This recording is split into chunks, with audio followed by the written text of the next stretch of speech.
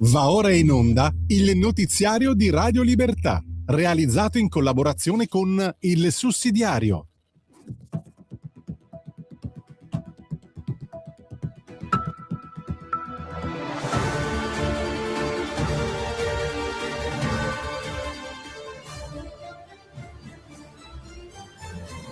Buongiorno e benvenuti al TG di Radio Libertà in collaborazione con il sussidiario.tv. È martedì 16 giugno 2026. Al G7 di Evian Trump detta l'agenda. Iran, Hormuz e Ucraina. L'Italia dice sì a un impegno nello stretto, ma solo con il voto del Parlamento. Il ponte conquista Tokyo. Alla Camera il decreto sui rimpatri, al Senato avanza l'autonomia. La BCE alza i tassi, Bagnai attacca, a pagare è chi lavora. Questi i titoli, restate con noi. Trump guida il G7, Iran, Hormuz e Ucraina, le sfide. Al G7 di Evian il protagonista è Donald Trump. Il presidente americano rivendica l'accordo con l'Iran, promette la riapertura dello stretto di Hormuz e sposta subito il baricentro sull'Ucraina. Tradotto, l'Europa discute, ma quando la crisi diventa globale, la regia resta a Washington. Non è elogio ingenuo, è realismo. Usa toni ruvidi, però detta il passo. Sull'intesa con Teheran resta la prudenza di Israele. Netanyahu avverte che l'Iran non dovrà mai arrivare all'arma nucleare. Pace sì, ma non a occhi chiusi. Trattare senza segni in bianco agli ayatollah. Hormuz, presenti, Italia c'è, ma decide l'Aula. L'Italia è pronta a fare la propria parte nello stretto di Hormuz, ma non per riflesso automatico. Il governo apre a un contributo navale internazionale, mentre Giorgia Meloni mette un punto politico e istituzionale. Serve l'autorizzazione del Parlamento. È una posizione seria, atlantica ma non subalterna, responsabile ma non avventurista. Da Hormuz passano energia, commerci, carburanti, materie prime. Se quella rotta si blocca, il conto arriva a imprese, automobilisti e famiglie. L'Italia può esserci, ma con mandato chiaro, obiettivi precisi e interesse nazionale davanti a tutto. Ponte, asse con Tokyo. Salvini incassa il sostegno giapponese. Il ponte sullo stretto esce dalla polemica italiana ed entra nella partita internazionale.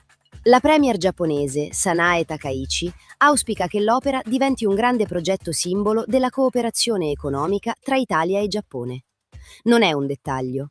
Imprese giapponesi partecipano al progetto e il gruppo IHI è nel consorzio Eurolink. Pietro Ciucci conferma il valore industriale dell'asse con Tokyo. Alessandro Morelli chiude il cerchio. Il ponte non è una spesa, è un investimento. Mentre la sinistra resta al no ideologico, la Lega mette sul tavolo infrastrutture, lavoro, sud e credibilità internazionale. Rimpatri, ora si vota.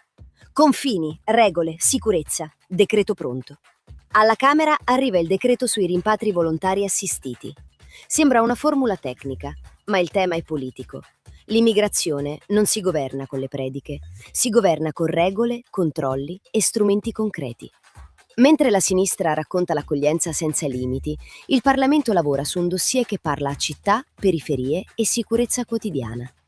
Non è una battaglia contro le persone, è una battaglia contro l'immigrazionismo, per cui ogni ingresso va bene e ogni problema è colpa di chi lo denuncia. La linea della Lega è chiara: confini, rimpatri, integrazione reale. Autonomia, avanti in aula. Più potere ai territori, al lavoro sul dossier. Al Senato torna il dossier autonomia. In agenda ci sono le audizioni sulle intese preliminari per Liguria, Lombardia, Piemonte e Veneto, insieme al confronto sui livelli essenziali delle prestazioni e sul federalismo fiscale regionale. Tradotto dal burocratese: meno centralismo romano, più responsabilità ai territori. L'autonomia non è egoismo, è il contrario dello spreco. Significa più forza a chi amministra, più risposte ai cittadini, più efficienza nei servizi. E significa che chi governa bene deve poter correre, chi spreca deve risponderne. Per la Lega è una battaglia storica, ma oggi è anche modernità dello Stato. Responsabilità, merito, territori produttivi messi nelle condizioni di lavorare. BCE, paga chi lavora. Bagnai contro le scelte di Lagarde. La Banca Centrale Europea alza i tassi. e a pagare rischiano di essere sempre gli stessi: imprese, artigiani, commercianti, famiglie, mutui, credito. Alberto Bagnai, intervistato da Radio Radicale, contesta una logica che colpisce l'economia reale mentre l'inflazione nasce soprattutto da energia e materie prime. Se per frenare i prezzi la risposta è raffreddare l'economia, si mette in difficoltà chi produce. Non i salotti buoni, non i burocrati, non i rentier. Chi lavora. Bagnai lo sintetizza così: siamo passati da un mondo a misura di produttore, di Main Street, a un mondo a misura di rentier, di Wall Street. Da una parte la tecnocrazia europea, dall'altra la Lega, che parla a chi paga rate, bollette e stipendi. Radio Libertà, in collaborazione con il sussidiario.tv, presenta gli approfondimenti di oggi. Meloni ritrova Trump. G7, pace e realismo. Si ricuce al G7 di Evian, Giorgia Meloni si muove su una linea precisa: stare nell'alleanza occidentale, ricucire con Donald Trump, ma senza consegnare l'interesse italiano agli automatismi di Bruxelles. Lo scrive Anselmo Del Duca sul sussidiario.net. Su Iran, Hormuz e Ucraina il perno resta Washington. Sullo stretto di Hormuz l'Italia non si tira indietro. Il governo conferma la disponibilità a una missione internazionale, ma solo con condizioni serie: tregua consolidata, accettazione delle parti e via libera del Parlamento. Niente pacifismo parolaio, ma nemmeno interventismo automatico.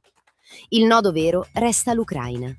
Del Duca ricorda che Meloni frena sull'ingresso immediato di Kiev nell'Unione Europea perché vorrebbe dire rischiare di trovarsi all'improvviso co-belligeranti. L'Italia può aiutare, mediare, stare nel campo occidentale, ma non può farsi trascinare in una guerra più grande per compiacere Bruxelles. Prima l'interesse nazionale, poi le liturgie europee. Energia, rischio Europa. Hormuz pesa sui prezzi. La geopolitica non resta nei palazzi, arriva nei serbatoi, nelle bollette, nei costi delle imprese. È questo il punto dell'analisi di Davide Tabarelli, presidente di Nomisma Energia, intervistato da il sussidiario.net. Anche con l'accordo USA-Iran e con la riapertura dello stretto di Hormuz, l'Europa non può dormire tranquilla. Da lì passano petrolio, gas naturale liquefatto, fertilizzanti e prodotti decisivi per industria, agricoltura e trasporti. Tabarelli parla di una spada di Damocle. Serviranno mesi per tornare alla normalità e le tensioni possono ancora pesare sui prezzi. Il punto è che l'Europa resta fragile, dipendente, senza una vera strategia energetica. E qui arriva la stoccata. Bruxelles lega flessibilità e politica industriale alla transizione verde, mentre famiglie e imprese pagano carburanti, incertezza e perdita di competitività. Il problema non sono i convegni sul Green Deal, ma energia disponibile, prezzi sostenibili e autonomia strategica. E anche oggi siamo arrivati al termine del nostro appuntamento con l'informazione del TG di Radio Libertà in collaborazione con il sussidiario.tv. A noi non resta che ringraziarvi, salutarvi e darvi appuntamento alla prossima edizione, domani, sempre alla stessa ora e sempre sulle frequenze di Radio Libertà. Avete ascoltato il notiziario di Radio Libertà, realizzato in collaborazione con il Sussidiario.